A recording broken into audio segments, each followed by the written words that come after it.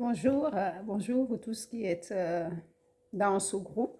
Je voudrais déjà vous remercier parce que vous auriez pu partir de ce groupe, mais vous êtes quand même restés. Ça veut dire que vous m'avez fait confiance.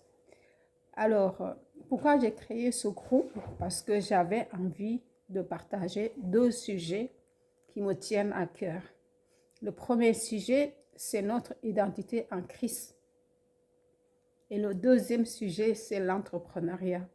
Parce que la majeure partie du temps, en tant qu'enfants de Dieu, nous pensons que nous ne devons pas entreprendre. Nous ne devons pas rentrer.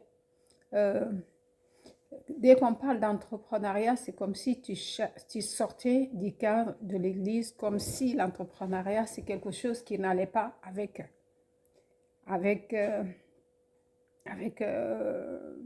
le fait d'avoir la foi en Dieu. Mais c'est tout à fait contraire parce que dans la Bible, on a vu des personnes qui ont entrepris. Et d'ailleurs, les personnes qui sont citées dans la Bible et qui ont vraiment réussi, c'est des personnes qui ont entrepris. Si on prend le projet de Moïse, c'était vraiment, Dieu lui a montré le plan. Il lui a demandé de suivre le plan jusqu'à la réalisation. Si on prend l'exemple de David, dans son plan, il avait projeté de construire la maison de Dieu, mais Dieu lui a dit de laisser son fils de continuer. Et si on cite d'autres exemples, on voit que Salomon, c'est des personnes qui ont entrepris. Donc nous, en tant qu'enfants de Dieu, nous devons aussi savoir, mais quand on doit entreprendre, on doit aligner nos besoins avec ceux de Dieu.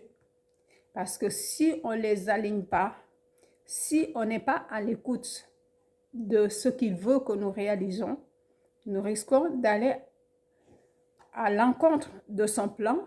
Et du coup, ce plan-là, nous risquons de lutter sans voir les choses se réaliser dans notre vie parce que justement, ce qu'on est en train de faire est aller à l'encontre de ce que lui, il attend de nous. Plusieurs fois, je me suis dit, je commence à faire une chose et je sens que je ne suis pas à l'aise dans ce que je suis en train de faire. Je ne suis pas à l'aise. Mais pourquoi je ne suis pas à l'aise? Parce que tu n'es pas dans ce que je t'attendais. Alors, montre-moi ce que je dois faire. Et c'est pour cette raison que je voudrais vraiment partager ces quelques points pour pouvoir nous édifier. Parce que si on n'a pas cet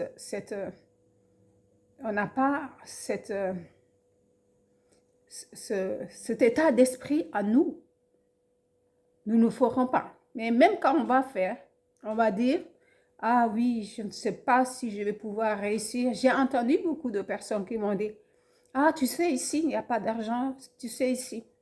Ou alors, ah, on a déjà fait quelque chose, mais on a échoué. Donc, ça ne peut pas marcher. Les gens qui ont réussi, ce sont des personnes qui ont échoué plusieurs fois et qui ne se sont pas laissés arrêter. Vous vont te dire, ah, mais ici, là, qu'est-ce que tu peux bien faire ici? Mais si tu cherches profondément dans ton cœur, tu peux voir qu'il y a beaucoup de choses que tu peux faire là où tu es, là où Dieu t'a placé. La première des choses, c'est cet état d'esprit. Et l'état d'esprit doit aller avec la conscience de soi, avec son identité en Christ. Notre identité en Christ. Oui, nous sommes chrétiens. Oui, nous prions. Oui, mais après, qui sommes-nous réellement? Est-ce que là où on est, les gens ont envie d'être avec nous ou quand on dit « Ah, je suis chrétien », les gens n'ont plus envie de s'approcher de nous tellement ils ne veulent pas nous ressembler. Et des fois, ça doit certainement faire mal à Dieu de telle sorte qu'il ne veut pas qu'on parle de lui parce que ce que l'on est ne lui reflète pas. notre identité en Christ. C'est quoi notre identité?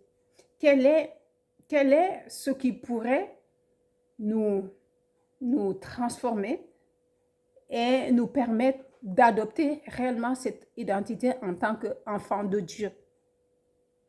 Je vais lire le passage de Romains. C'est un passage qui m'a beaucoup marqué. J'ai lu plusieurs fois ces passages, mais c'est le premier passage qui m'a marqué. Il dit, l'amour ne sait pas mentir. Ayez donc le mal en horreur. Attachez-vous de toute votre force au bien, notamment en ce qui concerne